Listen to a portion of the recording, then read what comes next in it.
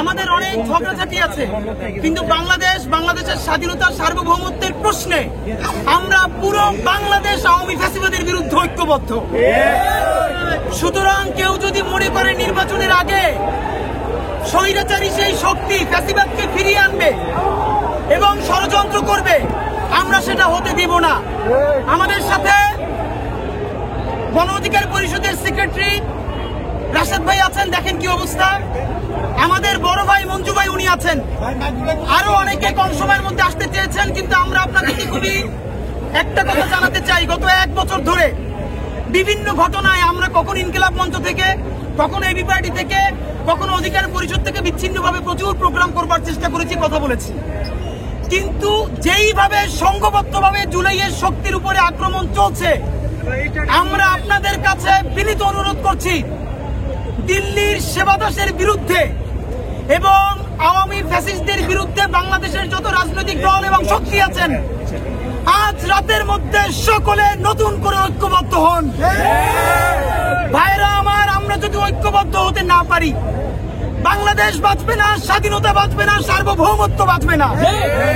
জুলাইয়ের শক্তিরা যদি আজকে প্রকাশ্য দিবালোকে তাদেরকে এরকম পেটানো যায়, তাহলে আওয়ামী লীগ ক্ষমতায় নাই, এইটা আপনাকে কে বললো?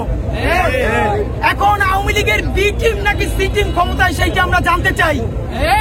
ভাইরা আমার, মঞ্জু ভাই নির্দিষ্ট একটা সময় ঘোষণা করবেন, আমরা সবাই নিজেরা একসাথে হয়েছি, সেই সময়ের মধ্যে কোন একক উপদেষ্টার কথা বলছি না, পুরো সরকার এইখানে কারা হামলা করেছে প্রত্যেকের ফুটেজ আছে, সে আর্মি হোক, পুলিশ হোক, অন্য যে কোনো বাহিনীর হোক, আমরা জানি না। আমরা খুবই দায়িত্বশীল আচরণ করছি। আমরা চাইলে এখন ঢাকাকে অচল করতে পারতাম, আমরা চাইলে এখন প্রচন্ড এমন পরিস্থিতি তৈরি হতো যেটা সামাল দেওয়া সরকারের জন্য, আমরা সেটা চাই না।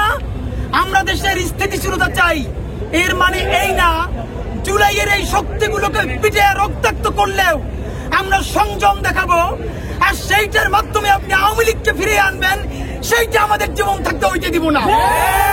সুতরাং বন্ধুরা আমার, নুরুল হক নূর এবং তার বন্ধুদের উপরে যেই হামলা হয়েছে, এই তার নেতা কর্মীদের উপরে যে হামলা হয়েছে, এই হামলা তার একক তার উপরে হয় নাই, মঞ্জু ভাইয়ের উপরে হয়েছে, ইনকিলাব মঞ্চের উপরে হয়েছে, সারা বাংলাদেশের স্বাধীনতার সার্বভৌমত্বের পক্ষের শক্তির উপরে হয়েছে।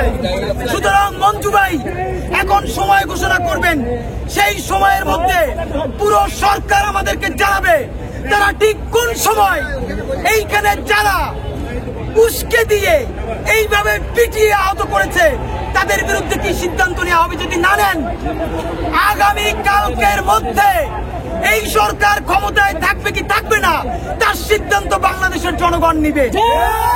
সুতরাং আওয়ামী লীগকে অথবা আওয়ামী লীগের কোন বি টিম সি টিমকে ক্ষমতায় রাখার আর কোন দায়বদ্ধতা আমাদের নাই।